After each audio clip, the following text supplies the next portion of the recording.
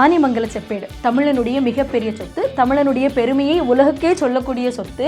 கிட்டத்தட்ட 300 ஆண்டுகளுக்கு பிறகு நெதர்லாந்து நாட்டில் இருந்து இங்கே திரும்பி வருது. இது எப்படி நெதர்லாந்து நாட்டுக்கு போச்சு? ஆனைமங்கலம் செப்பேடு எப்படி தமிழனுடைய பெருமையை உலகுக்கே சொல்லுது? அந்த ஆனைமங்கல செப்பேடில் அப்படி என்ன சொல்லப்பட்டிருக்கு? சோழர்களுடைய பெருமையா, சோழர்களுடைய வெற்றியா, சோழர்களுடைய எப்பேற்பட்ட பண்பாடு உலகத்துக்கு சொல்லப்பட்டிருக்கு அப்படிங்கிற பல தகவல்களை இன்னைக்கு நம்ம முப்பாட்டன் டைரியில் பார்த்து தெரிஞ்சுக்க போகிறோம். இது வரைக்கும் சப்ஸ்கிரைப் பண்ணாதவங்க சப்ஸ்கிரைப் பண்ணிட்டு பாருங்கள். ஏன்னா தமிழோட வரலாறை, தமிழகத்தோட வரலாறை, தமிழ்நாட்டினுடைய தொன்மையை நான் உங்ககிட்ட கொண்டு வந்து சேர்க்கிறதுக்கு எனக்கு மிகப்பெரிய ஊக்கியாக உங்களுடைய சப்ஸ்கிரைபும் உங்களுடைய லைக்ஸும் உங்களுடைய பின்னூட்டமும் அமையும்.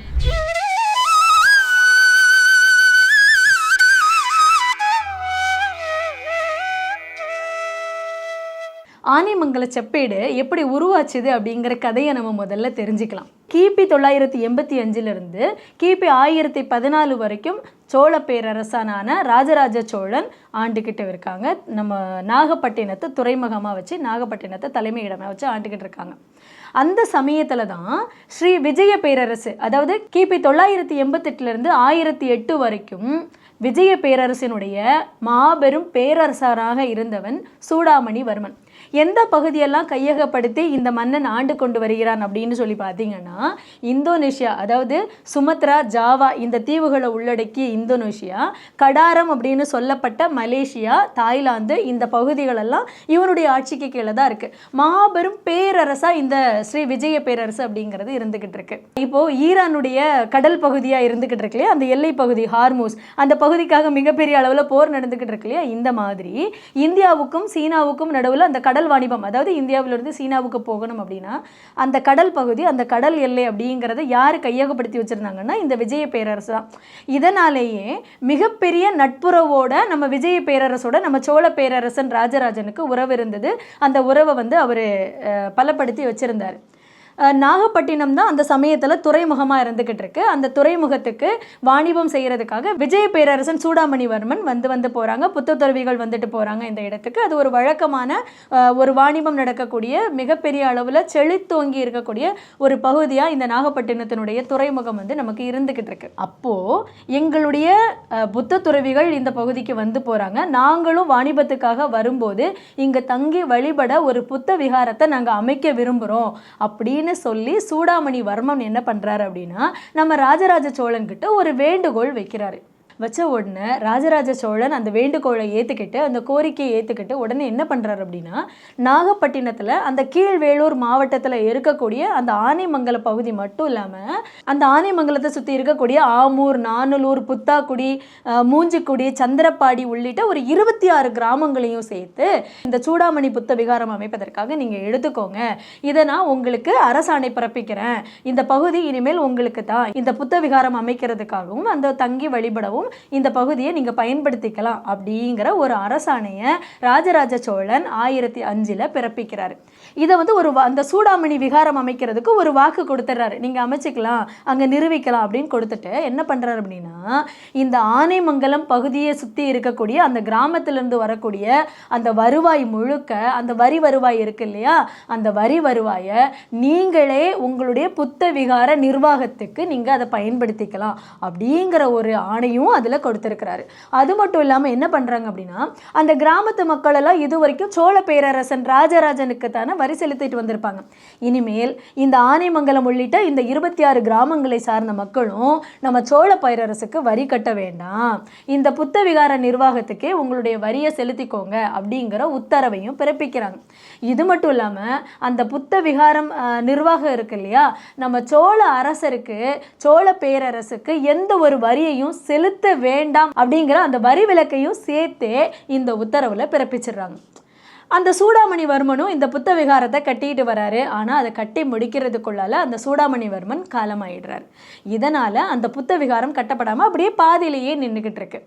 இதற்கு பிறகு அவருடைய மகன் விஜயோதுங்க மாரவர்மன் என்ன பண்ணுறாரு, வந்து ராஜராஜ சோழனும் அப்போ இல்லை, ராஜராஜ சோழனும் காலமாயிடுறாரு. அவருடைய மகன் ராஜேந்திர சோழன் என்ன பண்ணுறாரு அப்படின்னா ஆட்சியில் இருக்கிறார். அவர்கிட்ட வந்து சொல்கிறாரு, எங்கள் அப்பா உங்கள் அப்பா ராஜராஜ சோழன் கிட்ட அந்த சூடாமணி புத்த விகாரத்தை கட்டி முடிக்கணும் அப்படின்னு சொல்லிட்டு ஒரு வேண்டுகோள் வச்சாங்க. அந்த வேண்டுகோளுக்கு இணங்கி ஆனைமங்கலம் உட்பட்ட அந்த 26 கிராமங்களை வந்து எங்களுக்கு உங்கள் அப்பா வந்து தானமாக கொடுத்தாங்க, அதாவது பள்ளிச்சந்தமாக எங்களுக்கு கொடுத்தாங்க. அந்த பள்ளிச்சந்தத்தை நீங்கள் மறுபடியும் எங்களுக்கு அதை கொடுக்கணும், நான் அந்த புத்த விகாரத்தை மறுபடி கட்டி எழுப்ப விரும்புகிறேன் அப்படின்னு சொல்லி விஜயோதுங்க மாரவர்மன் சொன்ன உடனே ராஜேந்திர சோழன் வந்து அப்பவும் அதை மறுக்கலை. வாய்மொழியாக தானே சொல்லியிருக்காங்க, அதை மறுத்திருக்கலாம் இல்லையா? நான் மறுக்காமல் எங்கள் அப்பா கொடுத்த அந்த வாக்கை நான் காப்பாற்றியே தீர்வேன் அப்படின்னு அதை அதிகாரப்பூர்வமாக அறிவிக்கிறாங்க. அதிகாரப்பூர்வமாக அப்படின்னா எப்படின்னா, ஒரு செப்பேட்டில் அந்த ஆணையை எழுதி அதை ஒரு வளையத்தில் கோர்த்து அந்த ராஜேந்திர சோழனுடைய அரச முத்திரை இருக்கு பாருங்க, அந்த அரச முத்திரையும் அதில் பொறிச்சிட்டாங்க. பொறிச்சு அதை வந்து பத்திரமா பாதுகாத்துட்டு வராங்க. ராஜராஜ சோழன் ஒரு சொல்லா, ஒரு வாய்மொழியா, ஒரு ஆணையா அதை பிறப்பிக்கிறாரு, அந்த கட்டளை இடுறாரு. அதுக்கு எந்த ஆதாரமும் இல்லாம தான் விஜயோதுங்க மாரவர்மன் ராஜேந்திர சோழனை பார்க்க போறாரு.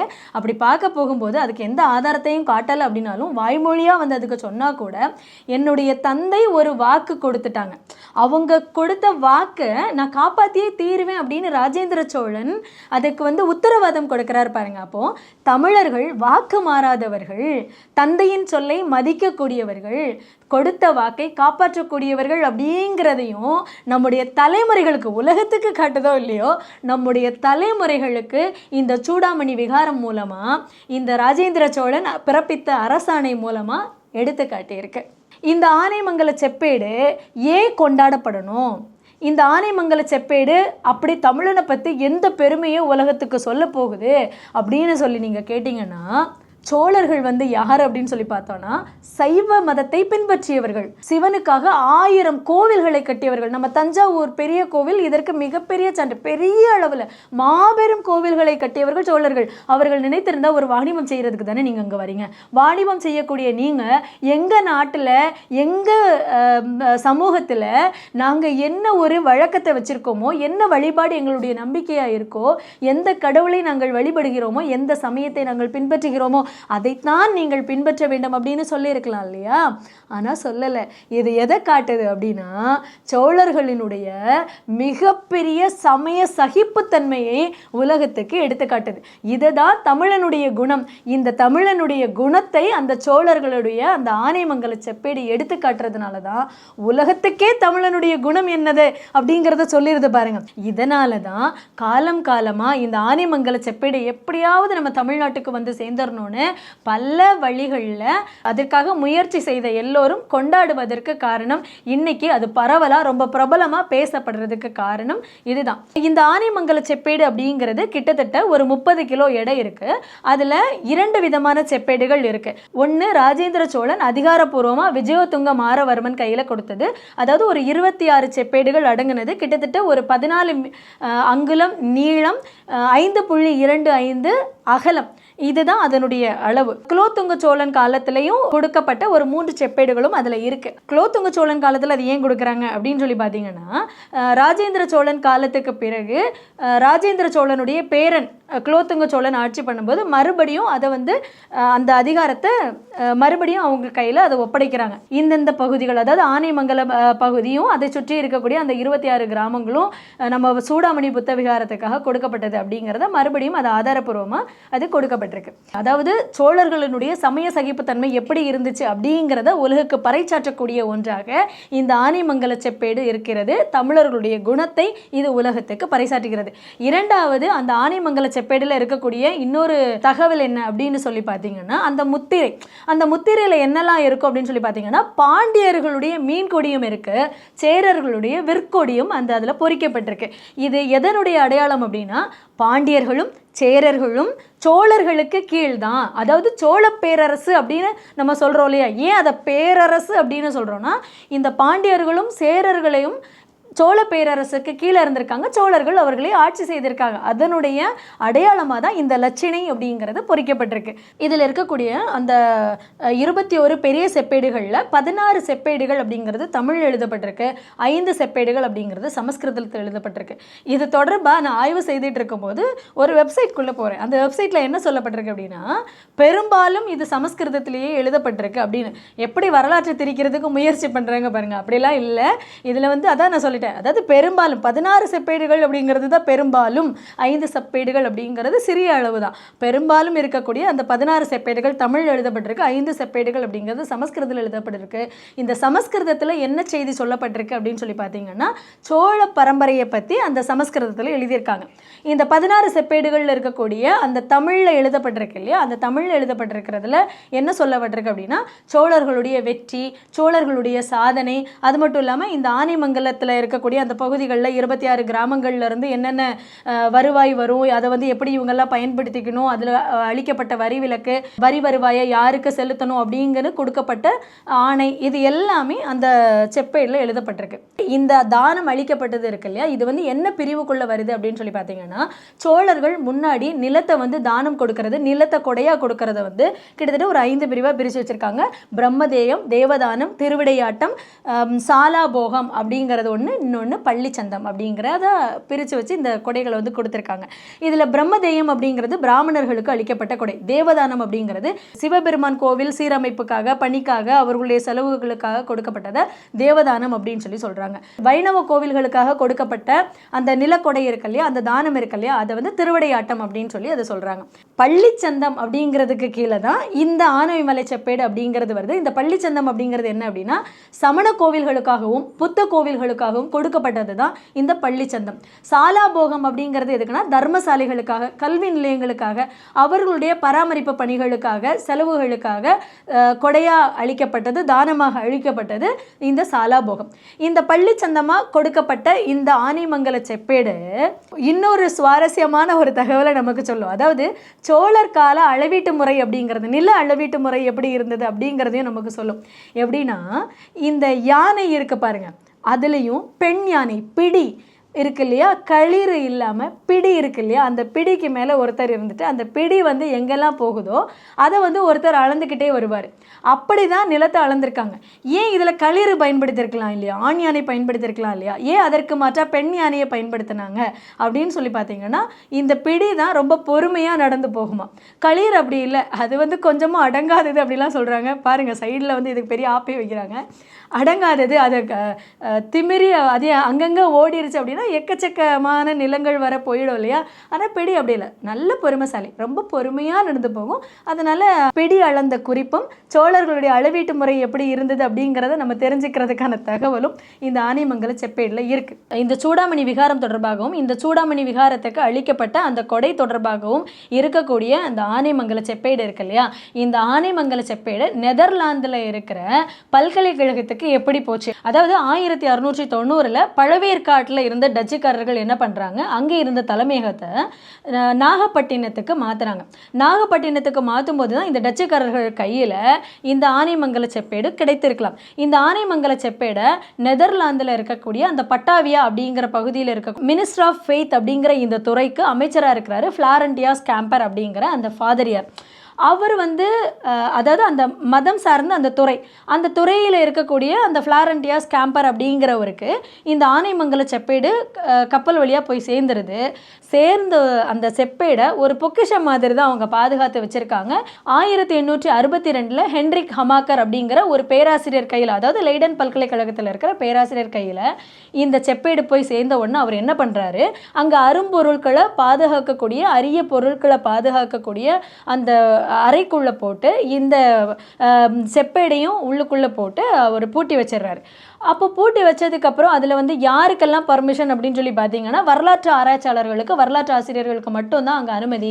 அதுவும் இந்த செப்பேடை போய் பார்க்கணும் அப்படின்னா முன் அனுமதி வாங்கியிருக்கணும் அப்படிங்கிற ஒரு கட்டுப்பாட்டோடு தான் இத்தனை நாளும் அதை அணுகி இருக்காங்க. அப்போ தான் நடேச சாஸ்திரி என்ன பண்ணுறாரு, அவர் ஒரு வரலாற்று ஆராய்ச்சியாளர். அவர் வந்து இந்த நெதர்லாந்தில் இருக்கக்கூடிய இந்த ஆனைமங்கல செப்பேடு பற்றி கேள்விப்படுறாரு. கேள்விப்பட்டு அதை பதிப்பிக்கவும் செய்கிறாரு. அதில் இருக்கிற எல்லாத்தையுமே அதை வாசித்து அதை பதிப்பிக்கவும் செய்கிறாரு. கிட்டத்தட்ட அந்த 10ஆம் நூற்றாண்டோட இறுதியில் 11ஆம் நூற்றாண்டோட தொடக்கத்தில் எழுதப்பட்ட அந்த அரசாணை பிறப்பிக்கப்பட்ட அந்த ஆனைமங்கல செப்பேடு அப்படிங்கிறது எப்போ நம்ம தமிழ்நாட்டுக்கு மறுபடியும் தெரிய வருது அப்படின்னு சொல்லி பார்த்தீங்கன்னா கிபி 19ஆம் நூற்றாண்டில் நடேச சாஸ்திரி அப்படிங்கிற ஒரு ஆய்வாளர், ஒரு வரலாற்று ஆய்வாளர் இந்த நெதர்லாந்தில் இருக்கக்கூடிய இந்த ஆனைமங்கல செப்பேடு பற்றி கேள்விப்படுறாரு. அதை போய் படித்து அதை நம்மளுக்கு அதில் என்னென்னலாம் எழுதப்பட்டிருக்கு, 450 ஏக்கர் நிலம் வந்து இவங்களுக்கு தானமாக வழங்கப்பட்டிருக்கு பள்ளிச்சந்தம் அடிப்படையில். அங்கே கிட்டத்தட்ட ஆனைமங்கலம் உட்பட ஒரு 26 கிராமங்கள் இதுக்கு வந்து நிலக்கொடையாக வழங்கப்பட்டிருக்கு. அதில் வரி விலக்கு அளிக்கப்பட்டிருக்கு. அந்த வருவாயை வந்து இந்த புத்தவிகார பணி நிர்வாகத்துக்காக மக்கள் வழங்கிக்கிட்டு இருந்திருக்காங்க அப்படிங்கிற தகவல்கள் எல்லாம் நமக்கு தெரிய வருது. ஆனைமங்கல செப்பேடு அப்படிங்கிற இந்த பெயர் வந்து தமிழர்கள் இதுக்கு கொடுத்தது தானே தவிர்த்து அதில் ஆனைமங்கல செப்பேடு அப்படிங்கிறத வந்து லெய்டன் பல்கலைக்கழகத்தில் இல்லை. லெய்டன் பல்கலைக்கழகத்தில் இதுக்கு என்ன பெயர் இருந்திருக்கு, என்ன பெயரால் இதை குறிப்பிட்டிருக்காங்க அப்படின்னு சொல்லி பார்த்துருக்கீங்கன்னா 1687 அப்படிங்கிற பெயரில் தான் இந்த லெய்டன் காப்பர் பிளேட், அது வரைக்கும் லெய்டன் காப்பர் பிளேட் அப்படின்னு தான் குறிச்சிட்டு இருந்திருக்கோம். ஆனைமங்கல செப்பேடு அப்படின்னு நம்மளுக்கு தெரியறதுக்கு முன்னாடி வரைக்கும் அதுக்கு சொல்லப்பட்ட பெயர் லெய்டன் காப்பர் பிளேட். அங்கே வந்து அதுக்கு என்ன பெயரில் ஒரு குறியீட்டு எண் வச்சுருந்துருக்காங்க 1687 ராஜேந்திர சோழா சாப்டர் 1. இந்த ரெண்டில் ஏதாவது ஒன்று இந்த குறிப்பு மூலமாக அங்கே போய் தேடுவாங்க இல்லையா. அந்த காப்பர் செப்பேடை வந்து நம்ம நூலகத்தில் போய் தேடணும்னா ஒன்று அதுக்கு ஒரு பேர் இருக்கணும், இல்லைன்னா அதுக்கு ஒரு எண் குறியீடு இருக்கும் இல்லையா. அதுக்கு இருந்த எண் குறியீடு 1687 அல்லது ராஜேந்திர சோழா சாப்டர் 1. நாம தான் அதுக்கு ஆனைமங்கல செப்பேடு அப்படிங்கிற பெயரை வந்து குறிப்பிடுறோம். நெதர்லாந்தில் இருக்கிற இந்த ஆனைமங்கல செப்பேடை வந்து நம்ம எடுத்துட்டு வரணும் அப்படிங்கிற முயற்சி கிட்டத்தட்ட 2012 மன்மோகன் சிங் அவர்களுடைய ஆட்சியிலிருந்தே இது தொடங்கிட்டாங்க.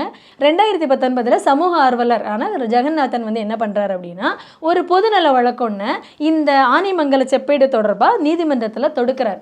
இதுல ஒரு சில தகவல்களை நமக்கு கொடுக்கிறார். என்ன அப்படின்னு சொல்லி பார்த்தீங்கன்னா, சூடாமணிவர்மன் அந்த புத்த விகாரத்தை நம்ம நாகப்பட்டினத்தில் அமைக்கணும், அங்க கட்டி எழுப்பணும் அப்படின்னு அவருக்கு ஒரு விருப்பம் இருந்தது இல்லையா. அதற்கான காரணம் என்ன, நாகப்பட்டினத்தை ஏன் தேர்ந்தெடுத்தார் அப்படிங்கிற காரணத்தை அந்த செப்பேட்ல இருந்தே நமக்கு எடுத்து வைக்கிறார். கிபி 6ஆம் நூற்றாண்டுல கசீபதேரா அப்படிங்கிற புத்த துறவி ஏற்கனவே அங்க ஒரு புத்த மடத்தை கட்டி இருந்ததாகவும், அதற்கு பிறகு 690 இருந்து 728 இன்னொரு முறை ராஜசிம்ம பல்லவன் அப்படிங்கிற பல்லவ மன்னன் 690 இருந்து 728 வரைக்கும் ஆண்டவன் அவன் வந்து என்ன பண்றான் அப்படின்னா சீன அரசுக்கு அங்க நீங்க ஒரு புத்த விகாரத்தை அமைச்சுக்கலாம் அப்படின்னு அனுமதி கொடுத்திருக்காங்க. அப்ப 2 முறை அங்க வந்து புத்த விகாரம் கட்டி இருப்பதாகவும் அங்க சொல்லியிருக்காங்க. இதனால தான் அங்க வந்து நாங்க ஒரு புத்த விகாரத்தை கட்ட விரும்புறோம் அப்படின்னு சூடாமணிவர்மன் ஆசைப்பட்டதாகவும் நம்ம ராஜராஜ சோழன் கிட்ட கேட்டுக்கொண்டதாகவும் அந்த கோரிக்கையை ஏற்று ராஜராஜ சோழன் அரசாணை பிறப்பித்ததாகவும் அதற்கான வரலாறு நமக்கு அந்த பொதுநல வழக்கில் எடுத்து சொல்றாங்க.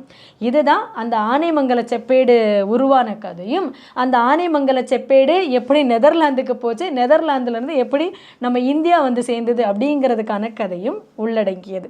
அந்த 2019 அவர் வந்து ஒரு பொதுநல வழக்கை தொடுத்ததுக்கு பிறகுதான் இப்படியெல்லாம் சிலைகள்லாம் கடத்தப்படுது அப்படிங்கிற ஒரு விழிப்புணர்வு மக்கள் கிட்ட வருது. அதுக்காக ஒரு ஜாயின்ட் கமிட்டி இதெல்லாம் கண்டுபிடிக்கணும் அப்படின்னு சொல்லிட்டு ஒரு ஜாயின்ட் கமிஷனை வந்து ஏற்படுத்துறாங்க. இதுக்கு பிறகுதான் இந்த சிலை கடத்தல் அப்படிங்கிறதுலாம் மும்முரமாக தேடப்படுது. பல ஆண்டுகளாக பல பேர் கோரிக்கை வைத்து இன்னைக்கு நம்முடைய இந்திய பிரதமர் மோடி தலைமையில் கையளிக்கப்பட்டிருக்கு. எப்படி அது இந்தியா வந்து சேருதோ அதே மாதிரி அது நம்முடைய தமிழனுடைய சொத்தாக, தமிழனுடைய பெருமையை உலகுக்கு பறைச்சாற்றக்கூடிய சொத்தாக நம்முடைய தமிழ்நாட்டுக்கு வந்து நம்முடைய அருங்காட்சியகத்தில் பத்திரமாக பாதுகாக்க வேண்டும்.